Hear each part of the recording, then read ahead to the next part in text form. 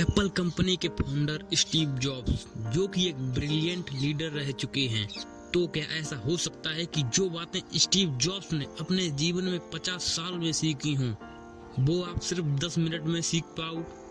इसका जवाब है हाँ, ऐसा हो सकता है।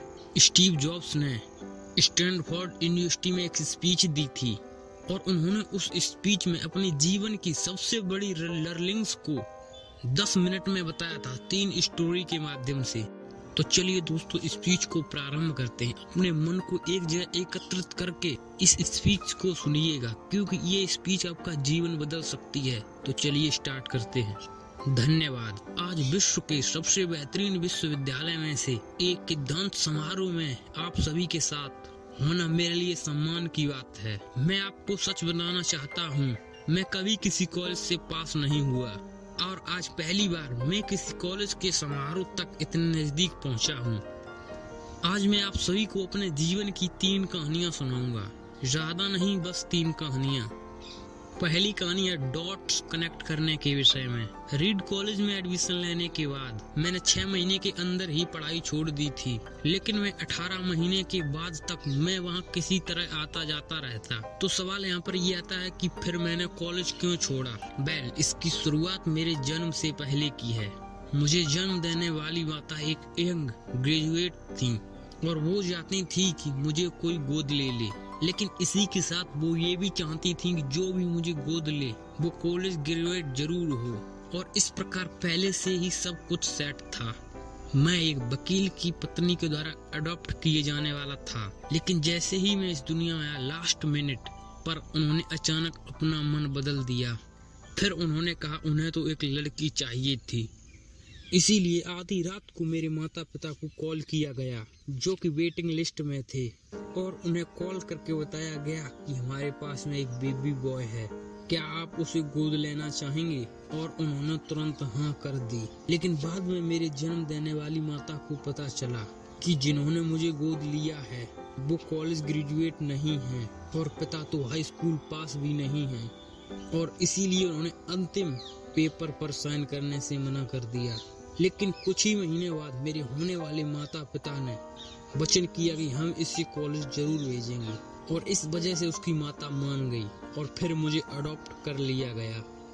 और कुछ इस तरह मेरी जिंदगी की शुरुआत हुई। और 17 वर्ष के बाद मैं कॉलेज गया, और गलती से ही मैंने स्टैनफोर्ड जैसा ही एक महंगा कॉलेज चुन लिया। मेरे वर्किंग माता पिता की सारी पूंजी पढ़ाई में खर्च होने लगी, और 6 महीने बाद मुझे उस पढ़ाई का कोई भी महत्व दिखाई नहीं दे रहा था। मुझे कोई आइडिया नहीं था कि मैं अपनी जिंदगी में क्या करना चाहता हूँ। कोई आइडिया नहीं था किस तरीके से ये कॉलेज मेरी मदद करेगा अपनी जिंदगी में कुछ करने के लिए। और यहाँ पर मैं अपने माता पिता की जीवन भर की सारी पूंजी अपनी पढ़ाई में खर्च करता जा रहा हूँ, और इसीलिए मैंने कॉलेज ड्रॉप आउट करने का डिसीजन लिया और यही सोचा कि जो होगा अच्छा होगा। उस समय मुझे ये चीज बहुत ही डरावनी लगी, लेकिन जब मैं बीते समय को आज देखता हूँ तो मुझे लगता है कि ये मेरी जिंदगी का सबसे बेस्ट डिसीजन था। वो कैसे, मैं आपको अभी बताता हूँ। जैसे ही मैंने कॉलेज ड्रॉप आउट किया था तो मैंने उन क्लासेस को करना छोड़ दिया था जिनमें मेरा इंटरेस्ट नहीं था, और मैं केवल उन्हीं क्लासेस को करता था जिसमें मेरा इंटरेस्ट था। और ये सब कुछ करना इतना आसान भी नहीं था, क्योंकि मेरे पास रहने के लिए कोई कमरा नहीं था। इसलिए दोस्तों के कमरे में मैं जमीन पर सोता था। मैं बियर की बोतल्स को जमा करके उनको बेचने पर मिलने वाले पैसों से खाना खाता था। मैं हर संडे 7 मील पैदल चलकर हरे कृष्ण मंदिर जाता था, जिससे कि हफ्ते भर में मैं एक बार पेट भर के खाना खा सकूं, और ये मुझे बहुत ही अच्छा लगता था। अब मैं आपको बताता हूँ कि क्यों कॉलेज ड्रॉप आउट करना मेरी जिंदगी का सबसे अहम फैसला था। उस समय रीड कॉलेज देश की सबसे अच्छी जगह थी जहाँ टेलीग्राफी सिखाई जाती थी। पूरे कॉलेज परिसर में हर एक पोस्टर बहुत ही खूबसूरती से टेलीग्राफ किया जाता था, और क्योंकि मैं कॉलेज छोड़ चुका था इसीलिए मुझे सामान्य क्लासेस करने की कोई आवश्यकता नहीं थी। फिर मैंने निर्णय लिया कि मैं टेलीग्राफी की क्लासेस करूंगा और उसे अच्छी तरीके से सीखूंगा। फिर मैंने उसके बारे में बहुत कुछ सीखा। ये सब कुछ बहुत ही अच्छा था और ये बहुत ही आर्टिस्टिक था कि इसे साइंस के द्वारा कैप्चर नहीं किया जा सकता था और ये सभी मुझे बहुत ही आकर्षक लगता था।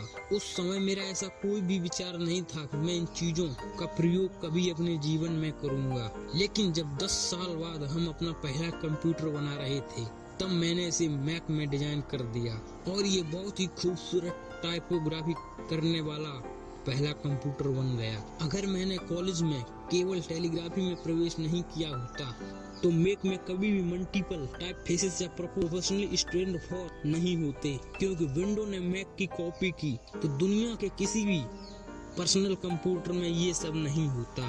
अवश्य ही जब मैं कॉलेज में था तो भविष्य देखकर इन डॉट्स को कनेक्ट करना असंभव था, लेकिन 10 साल बाद जब मैं बीते समय को देखता हूँ तो मुझे सब कुछ क्लियर नजर आता है। आप केवल पीछे देखकर ही डॉट्स को कनेक्ट कर सकते हो। इसीलिए आपको विश्वास करना होगा कि अभी जो भी हो रहा है वो आगे चलकर किसी न किसी तरह से आपके फ्यूचर से कनेक्ट हो जाएगा। आपको किसी न किसी में तो विश्वास करना ही होगा, अपने गट्स में, अपने भाग्य पर, अपने जीवन पर या पर अपने कर्मों पर, किसी न किसी चीज पर विश्वास करना ही होगा, क्योंकि इस बात पर विश्वास रखना कि आगे चलकर डॉट्स कनेक्ट होंगे, ये आपको अपने दिल की आवाज सुनने की हिम्मत देगा। और उस समय भी जब आप बिल्कुल अलग रास्ते पर चल रहे होंगे, और यही बात आपको बाकी लोगों से अलग बनाएगी। तो मेरी पहली कहानी से सबसे बड़ी सीख यही है कि जो हो रहा है वो अच्छे के लिए हो रहा है। अभी आप जो भी कर रहे हैं वो आगे चलकर आपके किसी न किसी काम जरूर आएगा। आप बस अपने आप पर विश्वास रख के करते जाइए। मेरी दूसरी कहानी लव और लॉस के विषय में है। मैं बहुत ही सौभाग्यशाली था कि जिससे मैं प्यार करता था वह मुझे जल्दी मिल गई।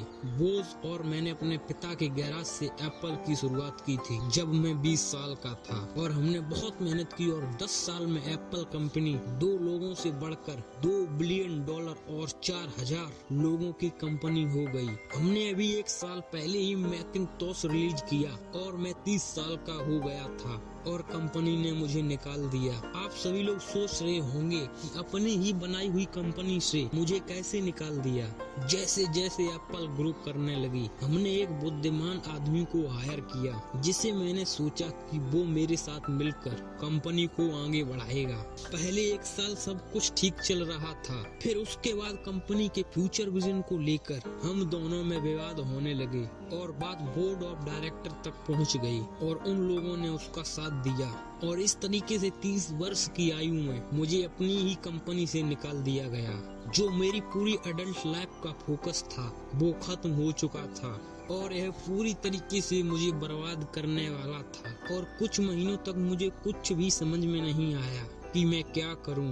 मैं एक बहुत बड़ा पब्लिक फेलियर था और एक बार तो मैंने बैली छोड़कर जाने का सोचा, लेकिन धीरे धीरे मुझे एहसास हुआ कि मैं जो काम करता हूँ मैं उसके लिए अभी भी पैशनेट हूँ। एप्पल में जो कुछ भी हुआ उसकी वजह से मेरे पैशन में थोड़ी भी कमी नहीं है। मुझे उन्होंने अस्वीकार कर दिया, लेकिन फिर भी अब मैं अपने काम से प्यार करता हूँ। फिर इस बार मैंने शुरुआत करने की सोची। मैं उस वक्त ये नहीं देख पाया था, लेकिन अब मुझे लगता है कि एप्पल से निकाले जाने से अच्छा मेरे साथ कुछ और हो ही नहीं सकता।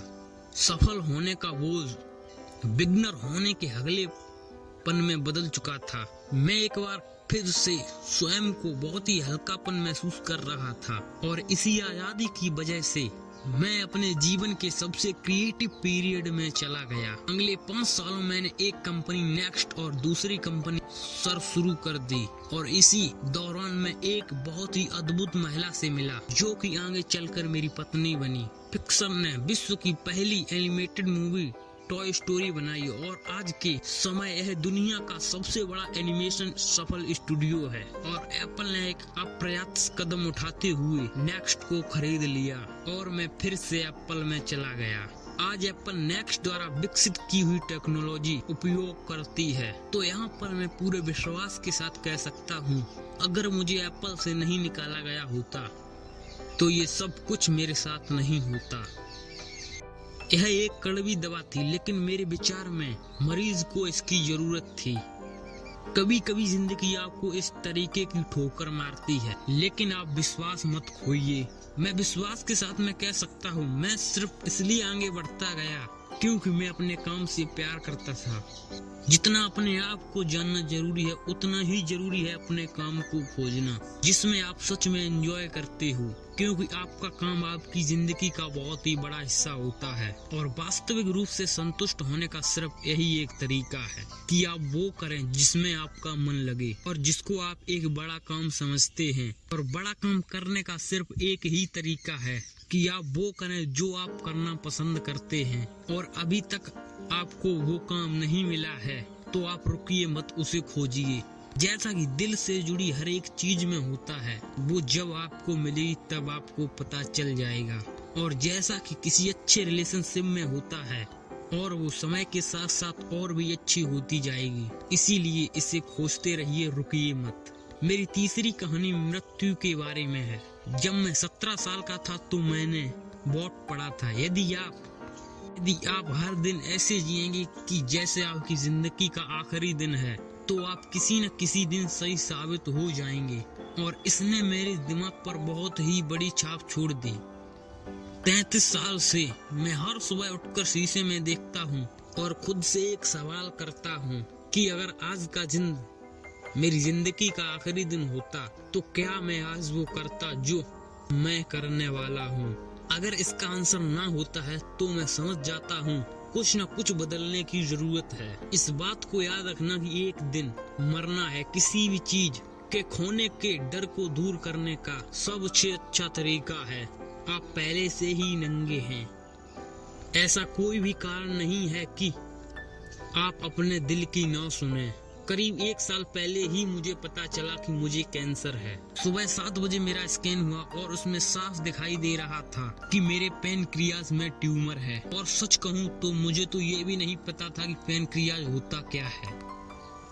डॉक्टर ने लगभग पूरे विश्वास के साथ में बताया कि मुझे कैंसर है, जिसका उपचार करना लगभग संभव नहीं है और अब मेरे पास 3 से 6 महीने ही बचे हैं। डॉक्टर ने मुझे सलाह दी कि मैं घर जाऊं और सभी चीजें व्यवस्थित कर लूं। यानी कि डॉक्टर की भाषा में इसका मतलब था कि आप मरने की तैयारी कर लीजिए। यानी कि वो सारी चीजें जो आप अगले 10 साल में करने वाले थे वो बचे हुए दिनों में कर लीजिए, क्योंकि आपका अंतिम समय आ चुका है। मैंने इस डायग्नोसिस के साथ में पूरा दिन बिता दिया और शाम को मेरी बायोप्सी हुई, जहाँ पर मेरी गले के रास्ते से पैर के किनारे होते हुए एक एंडोस्कोप डाला गया और एक सुई से एक ट्यूमर के कुछ सेल्स निकाले गए। उस वक्त मैं पूरी तरीके से बेहोश था, लेकिन मेरी पत्नी और जहां पर कोई भी उपस्थित था कि जब डॉक्टर ने माइक्रोस्कोप से मेरी सेल्स को देखा तो वह भी रो पड़ा, क्योंकि सेल्स को देखकर डॉक्टर समझ गया था कि मुझे एक बहुत ही दुर्लभ प्रकार का कैंसर हुआ है जो कि सर्जरी से ठीक हो सकता है।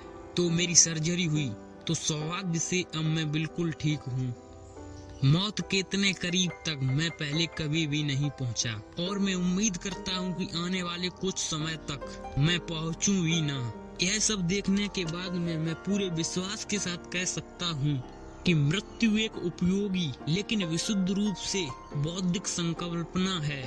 कोई भी मरना नहीं चाहता, यहाँ तक कि वो लोग जो स्वर्ग जाना चाहते हैं, लेकिन वो भी वहाँ जाने के लिए मरना नहीं चाहते। मृत्यु ही वो स्थान है जहाँ पर हम सभी लोग जाते हैं। आज तक कोई भी इससे बचा नहीं है और ऐसा होना ही चाहिए, क्योंकि इस जीवन का एकमात्र सबसे बड़ा आविष्कार है, वो है मृत्यु। यह जिंदगी को बदलती है, बुरे का समाप्त करने का रास्ता खोलती है।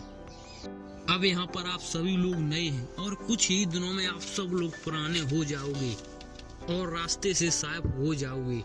इतना ज्यादा बोलने के लिए मैं आप सभी से माफी चाहता हूँ, लेकिन यही सच्चाई है। आपका समय बिल्कुल सीमित है, इसीलिए इसे किसी और की जिंदगी जीकर व्यस्त मत कीजिए। बेकार की सोच में मत फंसिए, अपने जीवन को दूसरों के हिसाब से मत चलाइए औरों की आवाज के शोर में अपने अंदर की आवाज को मत दबाइए। और सबसे महत्वपूर्ण यह है कि अपने दिल और सोच बुद्धि की बात सुनने का साहस रखें, क्योंकि वे पहले से ही जानते हैं कि तुम वास्तव में क्या बनना चाहते हो। तो पहले अपने दिल की आवाज सुने, बाकी सारी चीजें सेकेंडरी हैं। और अंत में मैं आप सभी से यही कहना चाहूँगा, स्टे हंग्री स्टे फूलिश। मैंने हमेशा अपने लिए यही मांगा है। और जब आप यहाँ से सभी लोग ग्रेजुएट हो रहे हैं तो मैं आप सभी के लिए भी यही विश करता हूँ, स्टे हंग्री स्टे फूलिश। भूखे रहिए और मूर्ख रहिए। भूखे यानी कि कुछ करने की भूख आपके अंदर होनी चाहिए। मूर्ख रहो, क्योंकि मूर्ख रहकर आप कुछ सीखोगे। अगर आपको यह लगता है कि आप सब कुछ पहले से सीख चुके हैं तो आप कुछ भी नहीं सीख पाएंगे। तो भूखे रहिए और मूर्ख रहिए। Stay hungry stay foolish. आप सभी को बहुत बहुत धन्यवाद। हमारे चैनल को सब्सक्राइब जरूर कीजिएगा।